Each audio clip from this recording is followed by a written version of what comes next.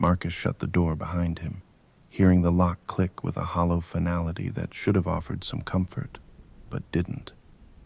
Shadows clung to the corners of his small apartment, spilling across the floor and stretching up the walls. The place felt different, colder somehow, though he knew every inch of it. He had lived here for years, but tonight it felt as if it belonged to someone else. A faint chill ran up his spine, irrational but undeniable. The night was quiet, too quiet. He strained his ears, listening for any sound, any hint of movement.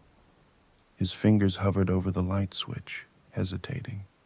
The thought of flooding the room with brightness felt intrusive, as if he'd be exposing himself, standing vulnerable under the glare, while someone else, he, watched from the dark. It had only been a week since he had escaped the collector, since he had stumbled from that cursed building with his body intact but his mind fractured, haunted by the things he had seen. But he was back to work, meeting the questions from his colleagues with a practiced calm. They suspected him of hiding something, though none of them would say it outright. He knew they all watched him now too, like he was one of the collector's crime scenes, waiting to reveal something they couldn't quite see. He set his keys on the table by the door and took a slow, careful look around. Everything was exactly where he'd left it. The framed photos on the wall, the old case files stacked on his desk, the chair he'd dragged over from the dining room after he'd grown too exhausted to move it back. But something wasn't right. A tremor stirred in his gut, gnawing at the edges of his nerves. He tried to ignore it, chalk it up to paranoia, but he couldn't shake the feeling that someone else had been here. His gaze drifted to the windows, the glass reflecting the barest hint of moonlight. He could have been watching me from out there, Marcus thought, shivering. Get a grip, he told himself. He moved to the kitchen, opened the cupboard, and reached for a glass. His fingers brushed something soft and unfamiliar. He yanked his hand back, his pulse racing. There, crumpled in the corner of the cupboard, was a small square of flesh, a piece of skin, marked with a faint, almost invisible pattern. His heart seized as he recognized it. It was Cassidy's. The skin looked out of place against the familiar backdrop of his cupboard, lying there as if it belonged, as if it were some forgotten relic of his own life. A wave of nausea rolled through him, bile rising in his throat. He gripped the edge of the counter, forcing himself to breathe, his thoughts scrambling for some rational explanation. But there was none. This was a message, a reminder that the collector was still out there, watching him. He'd been here, in Marcus's home, his most private space, undetected and unseen, leaving behind this grotesque token. It felt as if he were branded now, marked with an invisible scar that only the collector could see. Marcus snatched the piece of skin, crumpling it into his palm, feeling the sickening warmth of it seeping through his fingers. He should call it in, but the thought of his colleagues sifting through his home, questioning every corner, every possession, made him feel exposed, vulnerable. No, he'd keep this quiet. He sank into the chair by his desk, gripping the skin tighter until it almost disappeared in his fist. I won't let him get to me. I won't give him that power. But his hands were shaking, and he knew, despite his resolve, that something had shifted. He was part of the collector's game now. He'd been claimed, his life and identity twisted into something the collector could manipulate at will. From his window, the streetlight outside cast long, jagged shadows that crawled across the walls, reminding him of the darkness in that abandoned building. He could almost hear the echo of his own footsteps in the stillness, feel the collector's presence lurking just out of sight, waiting to strike again. That night, sleep eluded him. Every creak of the floorboards, Every whisper of the wind outside made him sit up, tense, straining to hear the sound of footsteps that never came. The collector had breached his walls, turned his sanctuary into another crime scene, and the knowledge weighed on him like lead. The only way to reclaim his life, his sanity, was to hunt the man down. And so, with his mind churning in a storm of paranoia and rage, Marcus made his decision. By morning, he had packed a bag. His badge and gun felt heavier than usual as he slipped them into his coat. He didn't need permission, didn't need backup. This was his war now, and he was ready to hunt the skin collector, even if it meant crossing lines he'd never crossed before. As he shut the door behind him, he couldn't shake the feeling that he was walking into a trap, one that had been carefully laid out, waiting for him to step inside. The abandoned hospital loomed ahead, a jagged silhouette against the gray pre-dawn sky. Marcus stared at the crumbling building, a relic of another era, and felt a shiver crawl up his spine. The windows were shattered, and ivy had crawled up the sides, covering parts of the walls in twisting skeletal vines.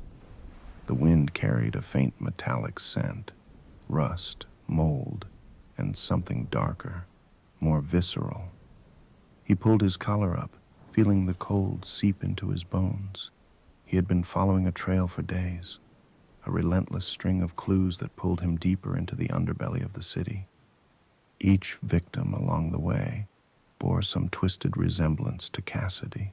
The eyes, the hair, a fragment of a smile that felt crafted rather than coincidental. The collector was experimenting, perfecting his mimicry, leaving these grotesque approximations like breadcrumbs, leading Marcus to this place, a final rendezvous, a test of resolve.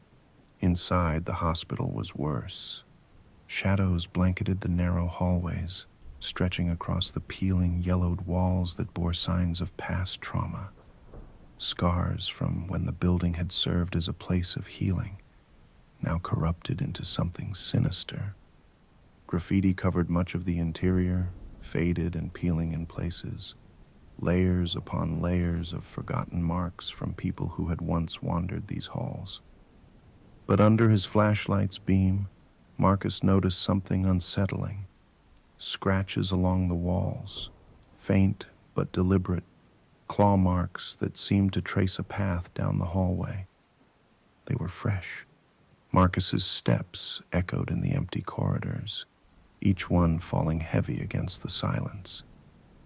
He could feel the weight of the place, like a shroud draped over him. He imagined the collector walking these same halls, dragging his fingertips across the walls as he laid out his plan, reveling in the darkness. The collector had been here, and he had prepared this place specifically for Marcus. As he reached the first room, he froze. Inside, under the dim glow of his flashlight, he could make out a crude setup. A metal cot, stained and rusted, sat against one wall, with a small side table beside it. On it was a single item, a photo, black and white, encased in cracked glass. He moved closer, his heart hammering as he recognized the face. It was his mother, the picture taken from his home, from a drawer he hadn't opened in years. His hand shook as he picked it up, the glass cool against his skin. He hadn't realized the collector had gone so deep, had invaded his life on such a personal level. The weight of it made his stomach twist. This was no longer just a game. The collector was weaving himself into Marcus's very existence, like a parasite feeding on his memories, his fears. And as he turned to leave, he saw a message scratched into the paint beside the doorway, barely visible in the dim light. "You've been here before, haven't you?" The words sent a chill down his spine. How much does he know? Moving deeper into the hospital, Marcus began to see signs that this wasn't just a setup. This was a carefully curated exhibit. Every room he passed held a relic from his past, a childhood toy, a school yearbook, a badge from his first year on the force. Some were items he hadn't seen in years, things he'd forgotten about, memories he'd thought buried, and each one was perfectly positioned, as though placed there for him to find. But it wasn't just the items. The rooms themselves were designed to reflect parts of his life.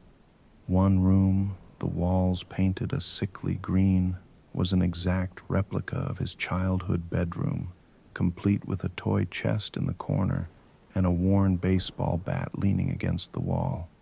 Another room looked like his old college dorm, down to the posters on the wall and the threadbare blanket on the bed. Each detail, each carefully placed object, felt like a knife twisting in his gut, reminding him that he was no longer in control. The collector had stripped him of that power, peeling back the layers of his life as easily as he stripped skin from his victims. The silence was unbearable. It wasn't just the absence of sound. It was the weight of it, pressing down on him, making it hard to breathe. Every so often, he would catch the faintest hint of movement in the corner of his eye, only to turn and find nothing but shadows. He could feel the collector's presence, lurking just beyond his vision, watching him, studying his reaction to each room, each memento. He was a rat in a maze, and the collector was the twisted overseer. Finally, Marcus reached a hallway that ended in a heavy steel door. It was partially ajar, casting a sliver of light into the darkness. He hesitated, his hand hovering over his gun, but something held him back. He didn't want to alert the collector. He wanted to see what lay beyond that door before announcing his presence. He pushed it open, the hinges creaking loudly, and stepped inside. His flashlight illuminated a large room, and what he saw made his blood run cold. The walls were lined with mannequins, each one draped in a patchwork of skins, some faded and cracked, others fresh and glistening in the faint light. Their faces were twisted, distorted by the mismatched layers, like grotesque parodies of humanity. And each one wore an approximation of Cassidy's features, the shape of her lips, her nose, her eyes, all carefully arranged, stitched together from his latest victims. The effect was chilling, like a gallery of horrors dedicated solely to her. In the center of the room was a mannequin that stood apart from the others, dressed in a patchwork suit of skin that seemed carefully tailored. On the chest, stitched in dark, dried blood, was a single word: Marcus. He stumbled back, his heart racing as he took it in. The collector hadn't just been watching him. He'd been studying him, learning his movements, his habits, his life. This room was a culmination of that obsession, a shrine dedicated to his greatest pursuit, him. For a moment, Marcus could barely breathe. His flashlight trembled in his hand, casting frantic beams of light across the twisted mannequins. Each face seemed to leer at him, mocking him, daring him to confront the nightmare head-on. And then, in the silence, he heard it. A soft, deliberate clap, slow and mocking, echoing from somewhere in the shadows. "Welcome, Marcus," a voice drawled, smooth and cold as steel. "I was wondering when you'd arrive." The sound slithered through the room, curling around him like smoke. He gritted his teeth, feeling the sweat prickling at his temples. His gaze darted around, trying to pinpoint the source, but the voice seemed to come from everywhere and nowhere all at once. "You've seen the exhibits," the voice continued, amused. "I hoped you'd appreciate the artistry, every piece, every detail, chosen with you in mind. Do you like it?" Marcus swallowed, his mouth dry. "This ends here," he forced out, his voice shaking. The laughter that followed was low, filled with quiet satisfaction. "Oh no, Marcus. This is just the beginning." And then, as suddenly as it had started, the voice was gone. Silence filled the room once more, heavy and oppressive, bearing down on him with an intensity that made his skin crawl. The mannequins seemed to lean closer, their hollow eyes watching him, judging him, as if mocking his helplessness. He turned and fled, his footsteps echoing down the empty hallways as he raced through the hospital, his heart pounding like a drum. He could feel the collector's presence behind him, not chasing, but watching, savoring the fear that clung to him like a second skin. He burst through the front doors into the cold night air, gasping for breath, his mind racing. The collector was still out there, always one step ahead, weaving himself deeper into Marcus's life. This was no longer a hunt, it was a game, and Marcus was only beginning to understand the rules. Marcus stumbled out of the hospital, the cold night air hitting him like a slap to the face. His hands shook as he reached for his phone, fingers numb and clumsy. He didn't even know what he was doing anymore. Calling for backup, calling Cassidy, calling anyone who could tell him this was real, that he wasn't unraveling in some grotesque nightmare crafted by a madman. But there was no one left to call. Cassidy was gone. The department viewed him with suspicion. He was alone. His mind replayed the horror of the hospital, the mannequins draped in skin, each a twisted reflection of Cassidy. The collector had planned this meticulously, set every trap, placed every memento, each one a barb sinking into Marcus's psyche, shredding his sense of self. He knew now that the collector hadn't just been following him. He had been orchestrating Marcus's breakdown. Every detail, every piece was meant to burrow into his soul, piece by piece, stripping him of certainty until he was as vulnerable as the collector's victims. He took a shuddering breath and forced himself to focus. The collector wasn't done. He wanted more, and as much as Marcus wanted to retreat, to go anywhere but deeper into the collector's trap, he knew that if he didn't face him now, this would never end. The collector would follow him, haunt him, erode him, until nothing remained. The drive back to his apartment was a blur of headlights and darkness. Every shadow outside seemed to move. Every passerby turned a little too slowly. Every car seemed to follow just a little too long. His mind was a storm of paranoia, but beneath it, a clarity was beginning to take shape. The collector's games were designed to make him feel lost, alone, hunted. But if he could push past that, find the method in the collector's madness maybe, just maybe, he could turn the tables. When he got home, he barely paused to lock the door behind him. He moved to his living room, where he had collected every piece of evidence, every file, every map. The walls were plastered with crime scene photos, sketches, timelines, anything that might help him understand the mind of the monster who had taken over his life. But now he looked at it differently. He looked for patterns, for connections he hadn't noticed before. And then he saw it. In the midst of the chaos, an invitation of sorts had been left for him. Pinned beneath one of the photos was a folded piece of paper, something he was certain hadn't been there before. The sight of it made his heart skip, fear and anger mixing in his blood like venom. He reached for it with steady hands, his pulse pounding as he unfolded the page. Inside was a single address, scrawled in neat, looping handwriting, Albright Theater, 11 p.m. Marcus checked his watch. It was already nearing 10. He's waiting for me. This was it, the end game. The collector had drawn him through every layer of his life.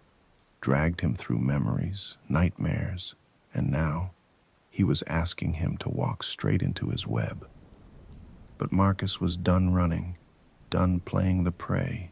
He slid his gun into its holster, took a final look around his apartment, and left.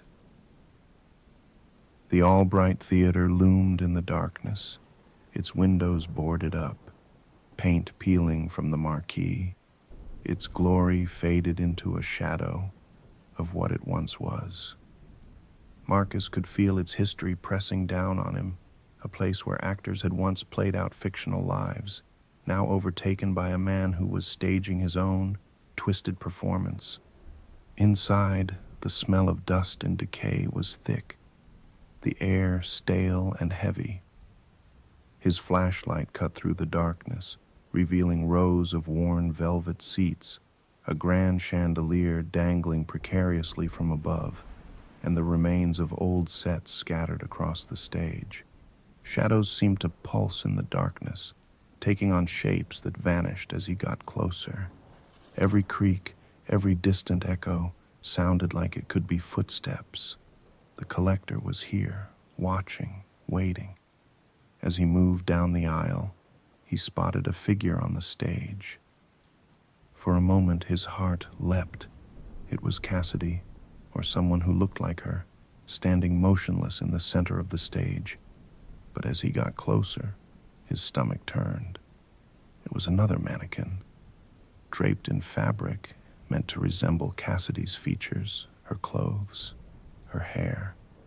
The collector had dressed her up for him, a macabre replica meant to lure him in, and then he heard it. A soft, slow clap echoing through the empty theater. The collector's voice cut through the silence, cold and mocking. "You made it, Marcus. I was afraid you'd disappoint me." Marcus clenched his jaw, his flashlight scanning the shadows. "This ends tonight," he called, his voice steadier than he felt. A laugh drifted through the theater, low and humorless. "Oh, but this has only just begun. Don't you see? I've been crafting this masterpiece for years, pulling you in, little by little. You, Marcus, are my finest work." "Show yourself," Marcus demanded, stepping closer to the stage. From the darkness, the collector emerged, his face obscured by shadows, only his eyes visible, cold, calculating, and utterly devoid of remorse. He moved with a slow, measured grace, as if every step were part of a performance. His hands were gloved, his coat immaculate, yet his presence radiated a chilling menace. Marcus aimed his gun, his grip steady. "This game is over." The collector smiled, an eerie, empty smile. "And what will you do, Marcus? Kill me? Arrest me? Do you really think it's that simple?" In one swift movement, he stepped behind the mannequin of Cassidy, hands sliding down its shoulders as though caressing a lover. "She's part of you, you know. They all are. Every soul I've claimed, every face I've worn. They're mine now, and soon, so will you be." Marcus felt a surge of fury, an overwhelming urge to pull the trigger, to end this once and for all. But something held him back, a gnawing fear that he was missing something, that this moment wasn't what it seemed. The collector was calm, too calm, like he was still in control, like he wanted Marcus to shoot. "Why don't you look closer?" the collector whispered, his eyes gleaming with a twisted satisfaction. Reluctantly, Marcus lowered his gun and stepped forward, his flashlight illuminating the mannequin's face. As he drew closer, he realized it wasn't just fabric. It was Cassidy's real skin, stretched tight over the mannequin's features, crafted into a haunting replica. His stomach twisted as he realized the collector had been preparing this, piece by piece, all along. The collector's voice cut through his revulsion. She's beautiful, isn't she? The final piece. But I need something more. I need you. Before Marcus could react, the collector vanished into the darkness, his footsteps receding through the theater. He ran after him, his own steps echoing in the empty hallways, but the collector was always just out of reach, his laugh taunting Marcus from the shadows. He raced through the backstage rooms, down twisting corridors, but found nothing but emptiness and silence. Finally, Marcus returned to the stage, out of breath, his heart pounding. The mannequin stood there, motionless, Cassidy's skin stretched across its cold form. And in that moment, he knew that the collector had won. He had eluded capture once again, leaving Marcus with nothing but horror and loss. As he walked back up the aisle, a single message scratched into the wall caught his eye. "I'll be watching, Marcus." The collector had vanished, but his presence lingered, a shadow forever woven into Marcus's life. And as he stepped out of the theater into the cold night, Marcus realized that this wasn't an ending. It was the beginning of a new nightmare, one where he would always be looking over his shoulder, haunted by the knowledge that somewhere the collector was waiting for him.